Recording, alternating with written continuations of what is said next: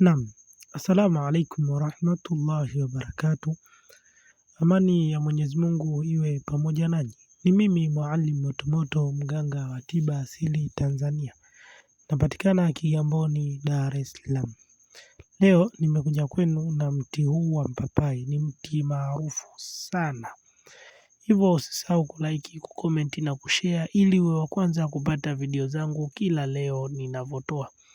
Ndugu zangu, mti wa mpapai ni mti maarufu sana na ni mti ambao unatumika katika masuala mengi sana.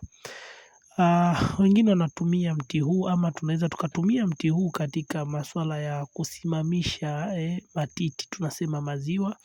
Lakini tunaweza tukatumia mti huu vile vile katika kurefusha maumbile ya kiume. Lakini tunaweza tukatumia mti huu vile vile katika masuala ya mapenzi, mahaba.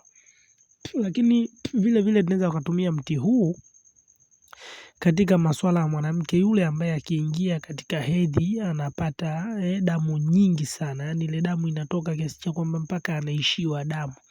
Lakini tunaweza tukatibia mti wa mpapai kwa matatizo mengi tukisema tuielezee ni mengi sana. Mti huu umebarikiwa.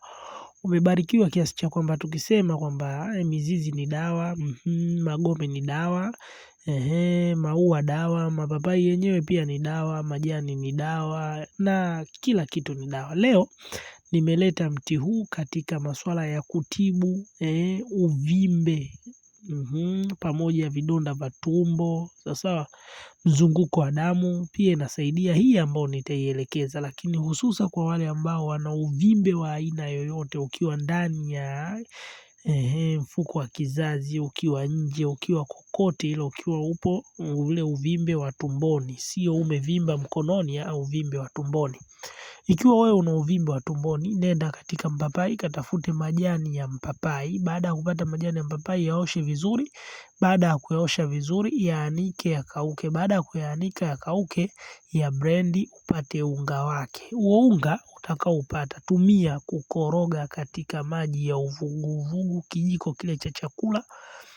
Alafu utatumia kunywa asubuhi na jioni kwa muda wa siku 7 kwa yule ambaye ana uvimbe mdogo. Kwa yule ambaye ana uvimbe wa wastani atatumia kwa muda wa siku 14. Kwa yule ambaye ana uvimbe mkubwa atatumia kwa muda wa siku 21.